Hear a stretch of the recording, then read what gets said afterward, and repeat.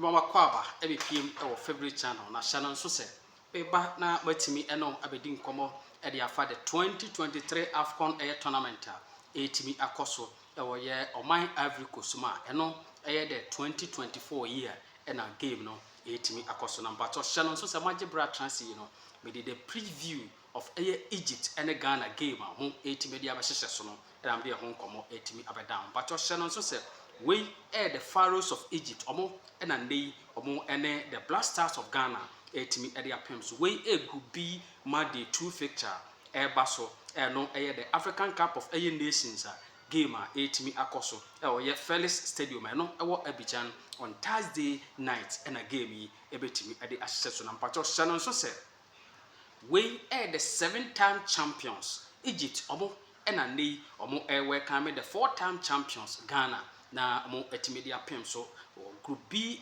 Monday 2 fixture no koso at the Afcon tournament koso ye Felix Stadium Abidjan Ivory Coast to be precise Thursday night and a game on betimi de ahyehyɛ so na mpacho watimi ahya no so sa de amame the 18th of January 2024 and a game omo de hyehyɛ so na in terms of some no etimi ahwe the 2023 Total Energies African Cup of Nations etwaneti aka se Afcon no but channel so say the 34th edition since the competition started in 1957 and is the 26th appearance for Egypt and enwechi the 23rd appearance for Ghana na mpacho watimi ahya so sa the amame in terms of some don hwe omo head to head in all competitions but channel so say 11 times and our mind be etimashia asi akan of which Egypt did nkunim 5 as a 12 goals Ghana did nkunim 3 as a 15 goals and a 3 of our games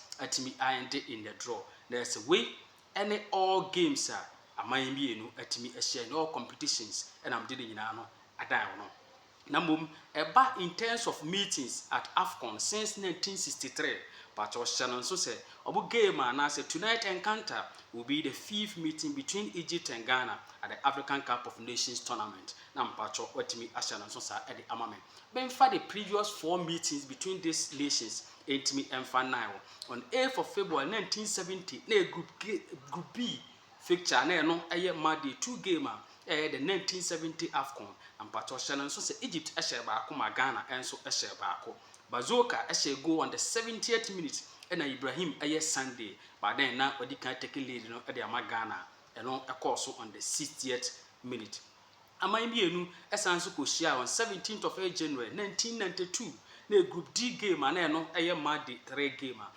so in the 1992 Afcon and Patoshanan so say Ghana baako bra Egypt entimi Anthony Yeboah editimi enya goal no on the 89th minute edema oman Ghana and enu achieve 31st of January 2010 there no 2010 Afcon final game etimi edehye so Ghana anshebi Egypt ebowuram baako kan katesi Gedo on the 85th minute make sure a victory and side Egypt edia eniama koyi ede mano and enu achieve on 25th of January 2017 there no the 2017 Afcon Madrid 3 bra Egypt baako editia Ghana wentimi ante kan katesi Mohamed Salah on the 11th minute so eba Afcon meetings aman bienu 4 times Egypt as home team awini 2 ashe 3 goals and which Ghana awini 1 as 2 goals and a 1 etimi and in the draw tinna se rade adoma omo meeting omo ekohia Felix Stadium no Abidjan no ebe the 5th time aman bienu Asia for Afcon game na pacho watimi asana so sa e de amame yan share a little bit data and no available regards to 4 meetings aman bienu Asia or Afcon na pacho asana so say the 4 previous games between Egypt and Ghana at the Afcon have produced only 5 goals nyadia aman bienu bo goals do na tie epim 4 meetings at the Afcon no goals makomako 4 and etimi epim and what in terms of say Beche clubs and as aman bienu dia they said the 2 countries have met 3 times previously in group stages 1 win each 1 draw and then 2 goals each. This is a group stages there. It's a 3 meetings and across out of 4 games or more about Afcon. Ebu 3 across at the group stages. Ubi are in a bako, my bako at my end in the draw. Bro, be answer at my 2 goals each and a letia and a yonko. And once in the final, but it can a down war. Bra, the Pharaohs of Egypt, in Kunim, a Kabako in the 2010. The Pharaohs of Egypt have won their last 2 games against the Black Stars of Ghana at the Afcon. It's a Afcon tournament. There's a Pharaohs of Egypt at the Nkunim. The last 2 games, etimi at the Nkunim.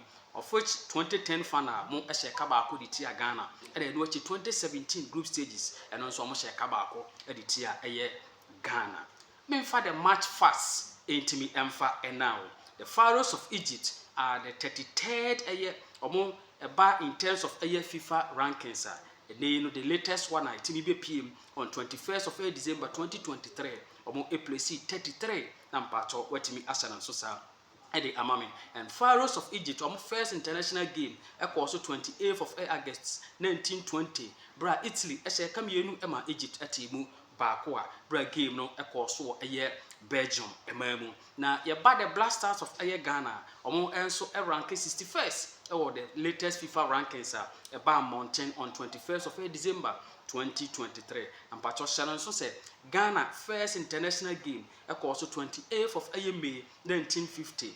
Brother then Gold Coast and British Togoland Kabako editia Nigeria went to me anti-gaming so Accra no British Gold Coast and yet me a ball game no na washanan so sa the amame upiem or Egypt na just most star player no Abrantia friend Ahmed Hassan Abrantia no 8 me boy 184 games no and the man my bro team 33 goals about the Black Stars of Ghana most star player Abrantia friend Andrew Dede Ayu Abrantia Gusua Osinakaya so far about 117 caps and a day ama the my Ghana.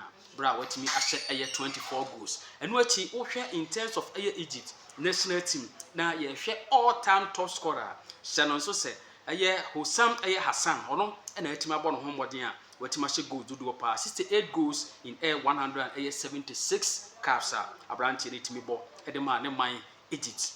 Sana se upiem Ghana all-time top scorer and Pacho Shannon so say Abrantie Baby Jet Asamoah and Abrantie na timashe 51 goals in 109 games on also itimi ball at the man ne man na share in terms of Oman Egypt but Shannon so said omo located in Northern Africa no a former part of regional federation sana se upiem Ghana enso so afama ya just Ghana enso located at West Africa and no and so which and also a former part of Wafu Regional Federation Nampacho Wetimi Ashan and Sosa and so Eddie Amame.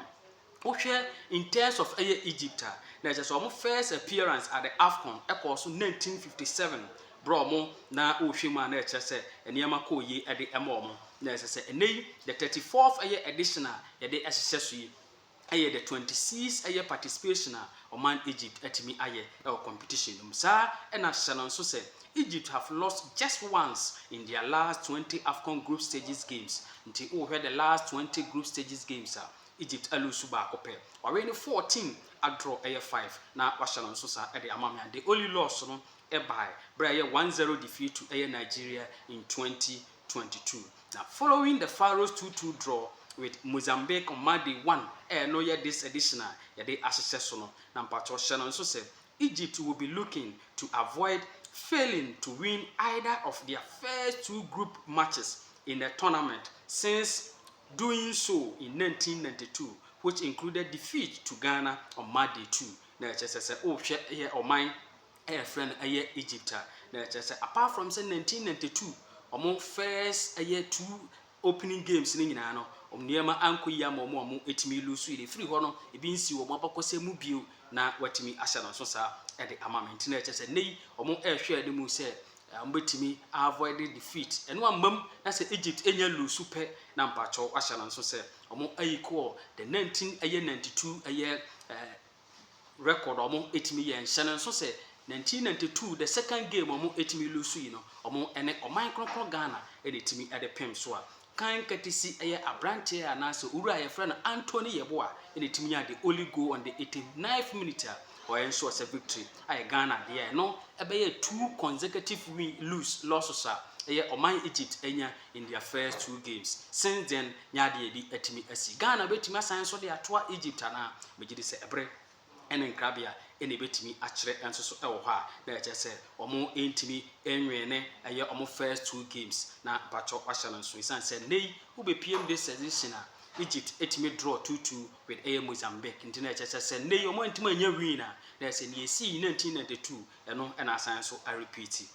Egypt conceded 2 goals in their 2-2 draw with Mozambique on Monday 1 of this edition of the Afcon, having only shipped 2 goals in a game in one of their previous 28 games at the Afcon tournament, losing 2-1 to Cameroon in the 2017 final. Nampacho wetimi asana susa ede amame.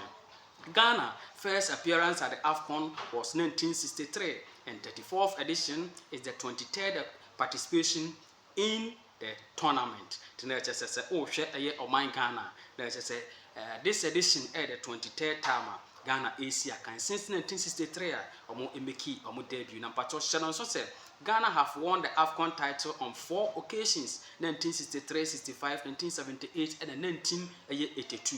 Na mpacho hye so sa e de amame. Ghana suffered a 2-1 defeat to Cape Verde on Monday 1 of the 2023 Afcon. The Black Stars having lost their first 2 games in a single tournament since 1984, losing to Nigeria 2-1 and then Algeria 2-0. Tino say oba ohwe Ghana 2-1 defeat otimi eye editia eye omaya friend Cape Verde e this edition no eye Monday 1 no pacho hye so say eba eye the Black Stars of Ghana eba so mo lose omo first 2 games ebisi in 1984. That was the last time Ghana lose the first 2 games. The first opening games the first 2 games Ghana etimi lose. We lose 2-1 to Nigeria and 2-0 to Algeria. And then we PM this edition Ghana lose the first game 2-1 to Cape Verde. Saying and Amadi 2 no and so betimi acquire. In terms of set mention Ghana and Patrocian so said Ghana are winless in their last 5 games at the Afcon, drawing 2 and losing 3. Their longest ever winless run in the competition. Ghana the last 5 games omo entimi enwene bi no since 1963 Ghana etimi nya kwanya ball Afcon we and the worst performance and as a winless runner Ghana etimi anya the last 5 games omo entimi enwene bi ha ese niema entimi enkoye emfa emma Ghana enso so ewo ho ampacho hye no so se yeba in terms of say yedi nkomo edifa games yi ho a and as a game etimi abaso yi no they said the Black Stars of Ghana have lost their last 2 games no 2-3 draw money Comoros at the pem so in the 2022 and no achi 1-2 draw money Cape Verde and so at the pem so in Monday 1 na pacho watimi ahya no so at the amame and pacho hye no so say Ghana enya elusu 3 games in a row at the Afcon da. It is a Kobase Ghana elusu ni game editia Egypt. That is since 1963 we any bra edi kanya Ghana elusu 3 consecutive games. Nampacho ahya so sa at the amame. 4 of Ghana's last 5 goals at the Afcon have come via a set piece, 3 corners, 1 free kick, with the last 2 both scored by defender Alexander Jiku. Nampacho ahya so sa at the amame. The last Ghanaian player to score 3 consecutive goals at the Afcon is Mubarak Wakasu in 2013.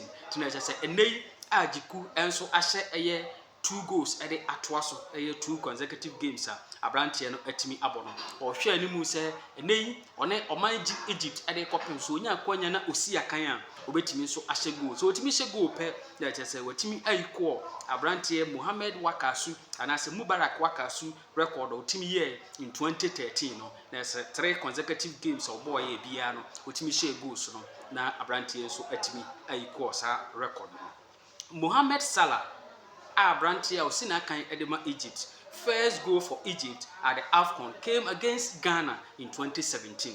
tina chese se o hwe Salah the first goal hye editia eye o hye de man ne man Egypt no hye editia o man Ghana eno ekoso in the 2017 bro mo etimidi nkonim 1-0. Salah has scored in each of his last 2 appearances against the Black Stars of Ghana. Until share the last 2 games, Salah etimi ene Ghana ede apem so no. Ebia no etimi ahye goal. Baako na World Cup qualifiers no ekoso in the 2016 ene eno achi 2017 Afcon so no wasanso ahye goal. Mohamed Salah has scored 7 goals at the Afcon for the Pharaohs of Egypt, now behind only Hassan El Shally. No etimashe 12 goals. Mpacho Shannon so say Hassan Hassan enso ashe 11 goals. Ahmed Hassan ashe 8 goals. Na watimi ashe nso na eche say eba leading Egyptian scorers ewo Afcon tournament enam de nyina no etimi adan wa abranti ehwe animu say from 7 games no obetima koan na wakopiem 12 goals eno abranti a wetima hye goal dodo pa e ama Egypt man no Afcon tournament eno Hassan El Shally na watimi ashe no so sa de amame. Salah became the first Egyptian player to score at 4 Afcon tournaments: 2017, 2019, 2022 and the 2023 edition. Bra ye born 2024 Ivory Coast no we the last minute penalty goal timi hye atimi de tia Mozambique no eno ma branti atimi amekisa record na de ma ekoyi de ema no. The last time yempiem wo oman Ivory Coast na mpacho hye no so say the last time Ivory Coast host to Afcon na no 1984 edition etimi edihye so na mpacho hye no so say Ghana ekopie ma bra na Ghana ewo group B na wahye no so sa de amame.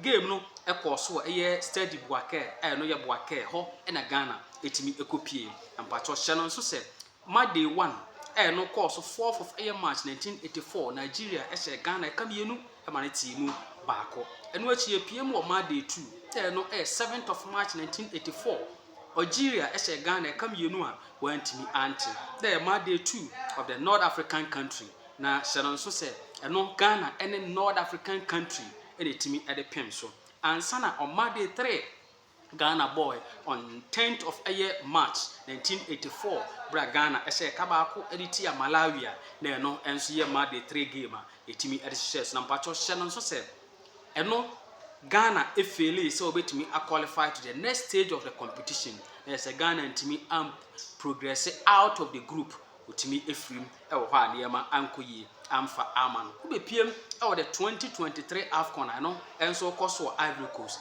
Ghana se kopiem ye group B say the last time no Ghana kopiem group B na enei Ghana ekopiem ye the Felix stadium no enso wo Abidjan na wahye no so sa de amame.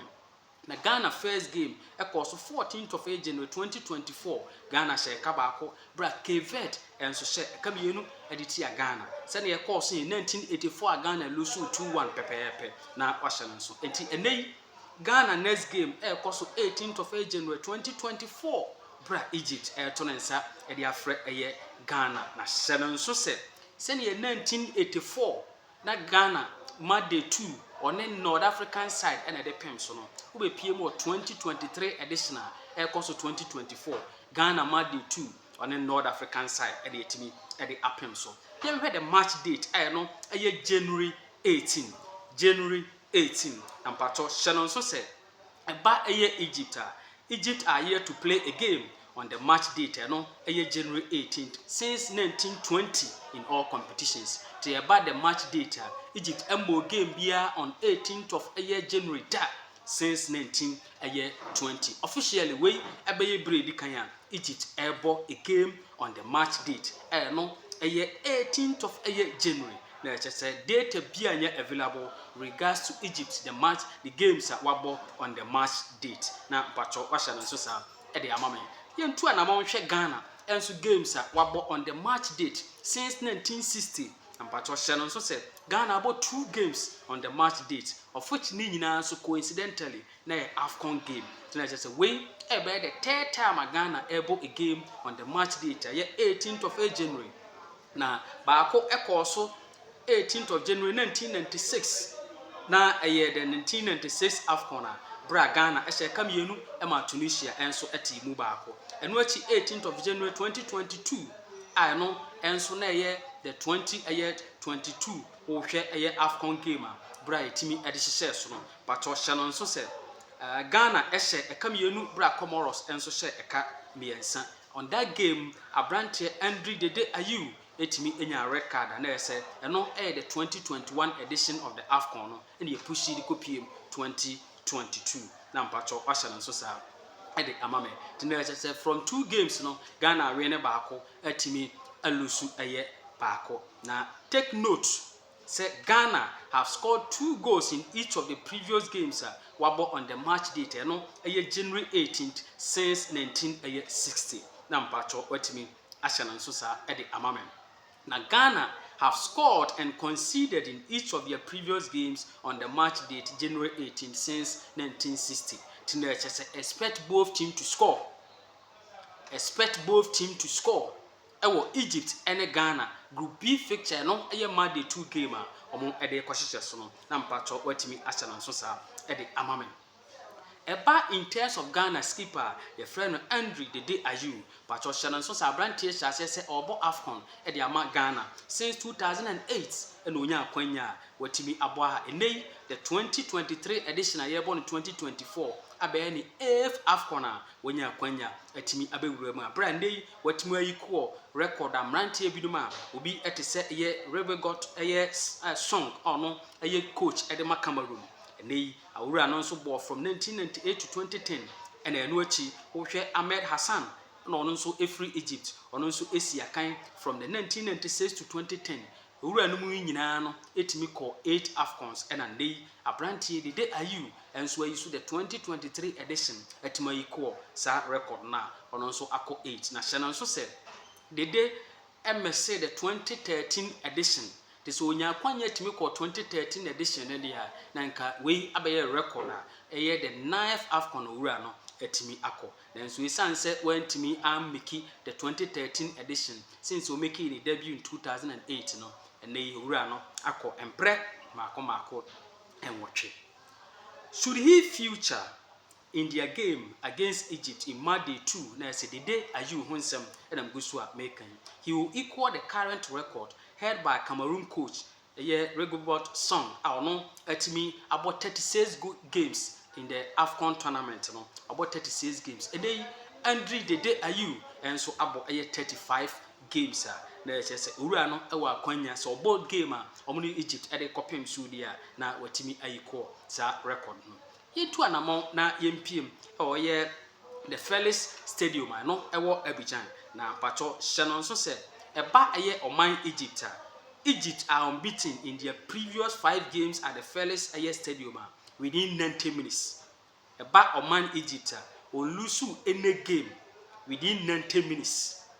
Ewo the venue game no ebetimi akoso. Brown the Blasters of Ghana etimi ede akopem so say we about 5 games already ewo venue ho. But wa win mienu etima draw miensa ashe 7 goals a concede 5 goals. Within 90 minutes Egypt en lose this venue game no etimi abaso no na mpacho hye no so se baako ekoso 4th of March 1984 there no the 1984 Afcon etimi ade hye so no na group A4 ena wo venue ho and Monday 1 Egypt ehye ka baako editi a Cameroon na watimi ahye no so sa ede amame eno achi 7th of March 1984 there no group Monday 2 game of group A na hye so se Ivory Coast etna asima Egypt ehye na kamienu amane tibu baako ena enu achi 10th of March 1984 na eno 84 Afcon ampacho hye no so se Monday 3 game group A etimi ede pem so the venue no Egypt anshebi Togo enso anshebi na mpacho hye no so sa ede amame Egypt qualified to the next stage of the competition and eno the semi-finals ampacho hye no so se at that same venue Felix Stadium eno ewo Abidjan but hye no so se Egypt ehye kamienu ema Nigeria enso ehye kamienu within 90 minutes the penalties ehye so no after extra time but hye no so se Egypt ehye 7 and Nigeria share 8 omutimi di progress to the next stage of the game until within 90 minutes we had that additional enyade Egypt elusu game at aye Felix Stadium no ewo Abidjan. Ube PM or the 2023 edition no enso koso aye 2024 on 14th of January 2024. Ye the group aye B for ne kopiem or Felix Stadium.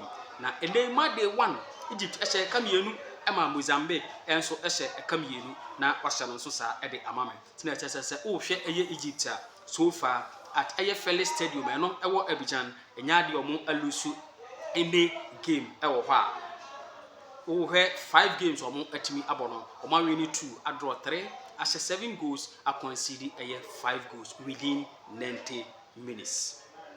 Pacho yan hwe oman Ghana eba aye Ghana pacho hye no so se Ghana enso so no okopiem ewo ye 1984 edition enya de a wo hwe Ghana kopiem group B se na ne Ghana kopiem group B and in 1984 edition Ghana ekopiem ewo ye group B no nya de omo etimi kobo game no ewo ye Felix Stadium rather mo etimi etu anamo na Ghana etimi ekokopiem ewo ye Boake na etimi ekokosi akan no Stadium Boake eho na Ghana etimi kopiem ekosi na kan na nei ye de Ghana asan kopiem wo ye Felix Stadium tina echese different venues na Ghana Asia kana mo ba group re dia ebia na group B na Ghana etimi ekopie na mpacho eno na distinction a etimi ewom na wahye no so sa e de amame na Shannon so say Ghana failed to win their only previous game at the Felix Stadium no ewo Abidjan.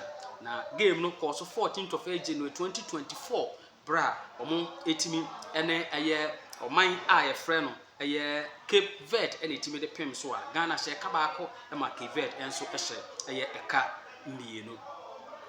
Since the maiden edition in 1957, 8 countries have hosted the tournament and won so far. Tonight, Egypt etimi ewrem ewo in 1959, Kenya Ethiopia 1962, Ghana 1963, Sudan 1970, Ghana 1978, Nigeria 1980, Egypt 1986, Algeria 1990, South Africa 1996, Tunisia 2004. And I know Egypt and Subegrum in 2006. Na pacho wetimi ashanan so sa e de amame. Na competition no sha here from aye 1957. 44 new countries and so far omo atimi asi akan. Of which emu 15 and etima ba omo ho emmoden a omo atimaje aye tournament no ebi eda. So far no the most successful no aye Egypt waje 7 times followed by aye Cameroon ono nso etimaje 5, Ghana eto aso 4, Nigeria 3, Ivory Coast 2, Dr. Congo 2, Algeria 2, Sudan 1, and wachi yenya eye Zambia ma ono nso etimaje 1, Tunisia 1, Morocco 1, South Africa 1, Congo 1, Ethiopia 1, and Senegal enso etimi aje 1 na pacho ahya nso sa e de amame. Egypt have won the Afcon title on 7 occasions. Sani American at the church, omo and the most successful. The about 7 now, omo etimiji 1957, 1959, 1986, 1998, 2006, 2008, and 2010. Now, Washington Sosa at the amame. The Sani catch us a my maku 15 and the etimaji bino. That is the Senegal are the 15th new air country. Omo etimi aje a year. The tournament no na mpacho watimi ahya nso sa e de amame na niema ekoyi enso so ewo ho na echese migusu a de ensem no nyina no etimi edan ho na out of 54 active members of CAF na sa ogba Africa aman mako 54 a enya akwanya na sa omo ewo Africa no emu mako of which emu mako 44 na etimanya akwanya asi akan at the Afcon tournament no na hya nso se emu mako 10 ene intimi qualify NC akanya so far no eno Central African Republic, Chad, Djibouti, Eritrea ene enu achi Eswatini, Lesotho, Sao Tome and Principe, Seychelles, Somalia ene enu achi South Sudan we ene aman mako tena omo enso so etimi apiem ewo ha omo nso etimi asi akan na so omo nyanya akwanya etimi nkosi akan ewo ye Afcon tournament na mpacho watimi ahya no so sa e de amam mejiri sa mekasa me de egu ho a metimi de data na egu ho se metwa so ewo ha and based on my data analysis on this game ya me hwe animu se ebetimi asi enie. Number 1, yebenya both team to score Egypt ebe she goal e de atia Ghana. Ghana ebe she goal e de atia Egypt. Number 2, me expect over 5.5 goals. Over 5.5 goals. Number 3, me expect home win. Home win. Number 4, me expect correct score to be Egypt 4, Ghana 2. Egypt winning by difference of a 2-goal margin. Correct score to be Egypt 4, Ghana 2. Already nhyira say obeka me ho our favorite channel na me de the data analysis on Egypt, Ghana, Day 2 of the 2023 Afcon game ebetimi akoso no me de ho nsem nyina no etimi ebeda ho adesrede ne say unya subscribe to the channel hwe etimi subscribe na wa share na afoforo nso etimi abeka ye ho. Shalom, peace. Only mbetimi leave comment ebetimi afa na yede aye adwuma na menya se ne me Ghana ni ne de me pepa se Ghana enim konim over eye oman Egypt. Then so based on data and am de aye adwuma isan so 1984 bra Ghana enya kwanya kopie mo Ivory Coast. Ghana first game lose 2-1.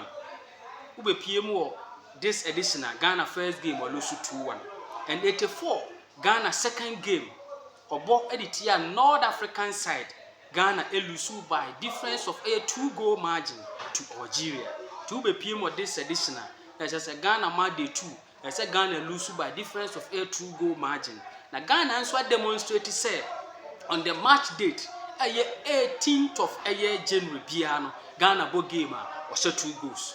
If that is the case, there is a going into the game, Ghana equal 2 goals out the airport. There is a Ghana it me 2 goals now. Then na Ghana lose by difference of a 2-goal margin. Then expect Egypt so be winning by 4-2. Even though share Egypt and Ghana 4 meetings at the Afcon, 4 previous meetings at the Afcon and produce more goals. 5 goals so far and I produce. But in this picture, I'm expecting say 6 goals ebetimi appear. Already nhyira say obeka no. Na other games aka subsequent games ni nyina no me de nyina ho data ebetimi abeda.